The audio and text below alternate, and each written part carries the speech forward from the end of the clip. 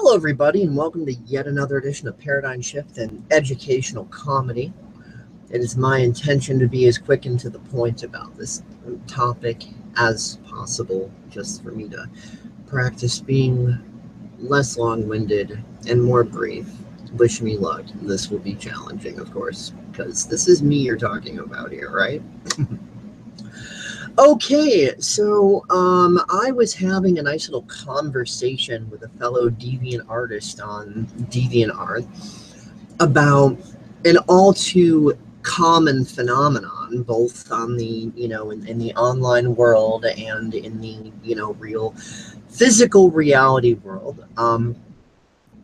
Happens to guys too, but mostly this is mostly a chick problem. I mean, guys have similar problems, but mostly a chick problem, and that being, especially online, you got a female who's very cute, very pretty, very adorable, very inspiring, very intelligent, very wise. She just wants to express herself as herself, right? Because, like, why not? Why play the appeasement game? So she wants to express herself as herself, and then she's doing that and trying to be as clear as possible in her expressions, and then comes all the creepy notes and messages and and things like that. Egocentric narcissists who are just bored and feeling depressed and whatever, and they just want something to get off to or whatever, so they're thinking, oh well, this chick is putting herself out there anyway, so she must be welcoming this sort of thing, and etc. Basically, and this has also been a another huge issue in the quote-unquote real world too, not just the online world, although I view the online world as an extension of the real world, because hey, it's existing in reality, right? And this was brought up to me by KaterinaRoy.deviantart.com, but yes, like, one of the things that a lot of girls face, especially if they suffered a lot of narcissistic abuse, is the idea of thinking that the more pretty and the more beautiful that they allow themselves to be, that the more people are just going to treat them like garbage, like a sex object, like just something to just throw away. And what I've noticed is that it's not about whether or not a girl is physically beautiful or not, as to whether or not she's going to get hounded by creeps. Because the creepy guys are basically just egocentric narcissists, and they are looking to gaslight the shit out of everybody that they can. And so, of course, when a girl does not know how to wield her beauty and her self-expression confidently, and she makes it more obvious than not that there's a lot of insecurities lurking around. Narcissists are, it's like chumming for sharks. Narcissists are gonna latch onto that, gaslight the shit out of it, and make the other person feel as worthless and victimized as possible, because that's the only way a narcissist knows how to operate. It's normal for them. They grew up in that sort of abuse, and so that's all they know, and so it's just it's a cycle being perpetuated.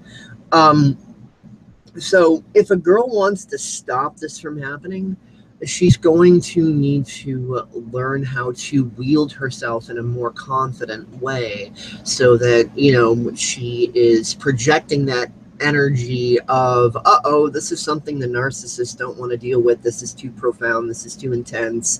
This is too infuriating. I can't control her. Fuck it, onto easier waters, So, they can definitely be a force to be reckoned with, as far as, using their beauty and their confidence and everything to chase away the creepy guys. But when a girl does not realize that nice guys exist and that they are actually capable of, wielding their confidence in a way that doesn't align them with drama and idiots and so on and so forth, they start to lock themselves into a self-fulfilling prophecy. Because as far as words in any language are concerned, like, obviously, if a guy's being, like, overtly rude, it's pretty obvious they're a creep. Like, hey, babe, let's fuck. That obviously that's rude. But when a guy is a creep, but he's like a silver-tongued fox. He knows how to play the deception game. Then basically his words don't look any different than just a genuine nice guy being nice, because the words are the same. The difference is, you know, the foundation from which they're meaning the words from, and of course the actions, how they treat people, you know, what their personality is. I mean, a total scumbag who doesn't care about anybody can talk charming, can talk articulate, can, you know, can just have that, you know, going on, that dialogue, that way of communicating with people. But it doesn't mean that they're nice. You know, it just means they're trying to pull some bullshit. But at the same time, a nice person can speak in exactly the same articulate, charming ways and so on, and it's actually authentic. And if you get to know that person, you'll see that their actions and their words, they do line up, that the person is not only not talking like a scumbag, but they're also not acting like a scumbag. So, you know, cool for them. And the ones that are scumbags, they can't really hold their act for too long. So sooner rather than later, their actions and their words are just, it's going to start misaligning more and more. And it's going to become increasingly obvious that, you know, the guy's kind of a scumbag. So ladies, if you want to exit the cycle, learn to have more confidence in yourself. Face your internal traumas in any way you deem fit. I mean, it's not my place to tell you. I can say that one of my best female friends in the world, KaterinaRoy, has gone through a lot of this stuff and is recovering from it, and she does her best to inspire other women through her own shifts and stuff. So you can go to KaterinaRoy.com. You can go to KaterinaRoy.deviantart.com. You can go to minds.com/Katerina Edwards Roy. You know, so obviously, in order for females to work through this stuff inside of themselves, if they so choose to work through it, some of them don't. Hey, they spend their whole lives miserable and whatever. That's their choice. But the ones that want to work through it, obviously, they're going to need some female support. They're going to need some support from females that know how to relate to their situation already. Because obviously, you know, one of the biggest fears is people not understanding. It's like, you know, you're trying to get someone to understand what, you know, your issues are so that you can be helped with those issues. And nothing sucks more when you're trying to do that and, you know, they just start like making a mockery of it, or they're not taking you serious, or they think you're just being stupid or melodramatic or whatever, or, oh, you need to shut up and grow up and just, you know, suck it up and life is hard, just deal with it. And you know, that's all gaslighting narcissism that society's taught us to. So yeah, ladies, the choice is yours. Give yourselves a break internally, emotionally, and you know, you can't really give to others what you're not willing to give to yourself. So if you're willing to be easier on yourself, then of course you can over time learn to tell the difference between the narcissistic scumbags and guys who are actually nice, not perfect. Nice guys will piss you off sometimes. You're not always going to agree with nice guys. Nice guys will sometimes aggravate the shit out of you because sometimes they're just going to have opinions that you don't agree with and you don't like. It doesn't mean they're not a nice guy. It just means in that moment they have an opinion that you don't agree with and you don't like. Or maybe they're being honest about something, and the timing of the honesty and what it's in regards to is damned inconvenient. Maybe you're not in the mood at the time to deal with this shit. Maybe you've had kind of a crazy day and you're just like, oh my God, not this. No, oh, this is too much. But you know, you just got to kind of chill on yourself and realize that nice guys aren't going to cease to be human. They're, you know, whether you're talking about just friendships or romance, you're not going to find this perfect, robotic, programmable guy who's never going to annoy you, who's never going to disagree with you, that there's nothing about him that's ever going to aggravate you or piss you off, etc. That kind of a guy doesn't exist. It's kind of like how, you know, when guys, you know, create the little photoshopped girls and have the little photoshopped idea of perfection about women, and then they like try to project that onto real life, and it doesn't work because literally the women they're interested in only exist in a computer screen because they're digital, and that's pretty desperate and dumb, right? You know, so you know, it's just a part of the societal narcissism. So just as that is completely an unrealistic view for guys to have about women, ladies, please, you know, stop defining nice guy the way Walt Disney and all of the nice little nasty yucky 20th century programming would have you look at that. Although granted, Disney's been getting better with newer stuff. They're starting to undo a lot of the damage control, and they're viewing things more holistically within their productions lately, especially shows like Once Upon a Time, for example. You know, pretty cool, more holistic, less polarized show that kind of goes through the left-right paradigm, dickwagon, sorts things out, and really brings the audience to a bit more of an understanding of the emotions and of the paradigms and everything going on. So pretty cool. Would highly recommend that show. But yeah, so you know, this particular conversation was again inspired by someone on DeviantArt I was talking with.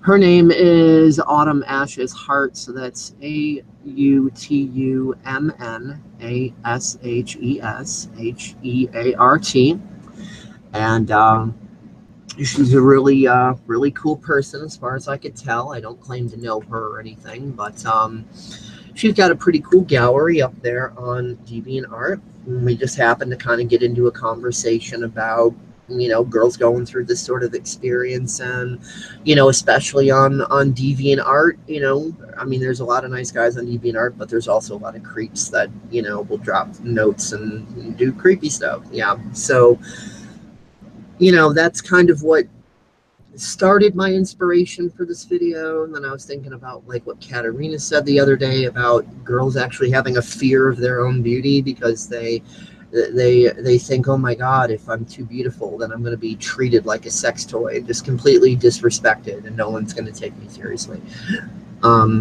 So it's not about beauty versus lack of beauty. It's not beauty good or lack of beauty bad, or lack of beauty bad or beauty good. That's a whole dichotomy. That's just the whole like mind fuck. You know, the real clincher, the real thing that determines which way things are going to go is how much confidence are you ladies willing to have in yourself, and how easy are you willing to be on yourself, or do you just want to live your life in perpetual victimhood? Because guess what, the more you practice something, the better you're going to get at it. So like the better you practice at living in fear of guys, fear of whatever it is you're in fear of, you know, pick your fears, just lots of them. The more you practice living in fear, the better you're going to get at it. So that, you know, we look around at the world and we see people, you know, the older they get, they seem to be more batshit crazy. Like logic and reason seems to just like go out the fucking window.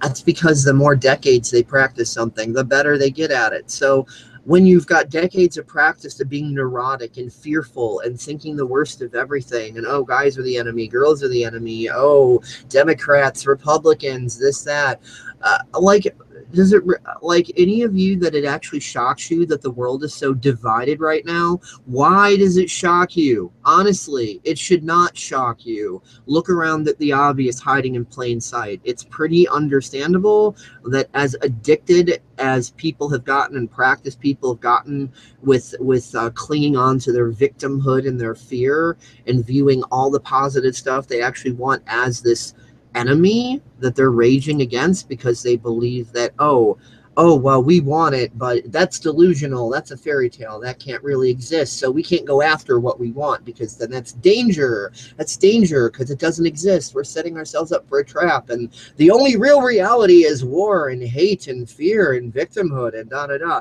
What kind of world do you think that perpetuates? Hello, McFly, wake up. So hopefully you have found this video helpful, and if you're kind of like partly inspired and offended, like simultaneously, then I've probably done the best job for you people, because I've triggered you enough that, you know, it was like a big enough whack over the head for you to take a deeper look at yourself, but not so much that you're like, fuck you, Dave, I'm not even going to entertain what you're saying, you're wrong, and screw you, and you're a misogynist and a bigot and da-da-da-da-da, safe space, ah! Anyway, that's all I have to say about that. Hope this video has been helpful. If it has not, instead of clicking the dislike button, why don't you act like a rational human being and ask a little question in the box below? Like, hey, Dave, I don't quite understand what you meant by this or by that or by, why don't you clarify what the fuck you mean, Dave, you crazy bastard? Why not say something like that instead of clicking dislike or typing in, like, that was lame?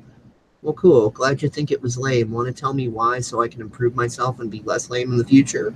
No, you don't? Oh, well, that just means you're online to start shit and that your opinion doesn't matter.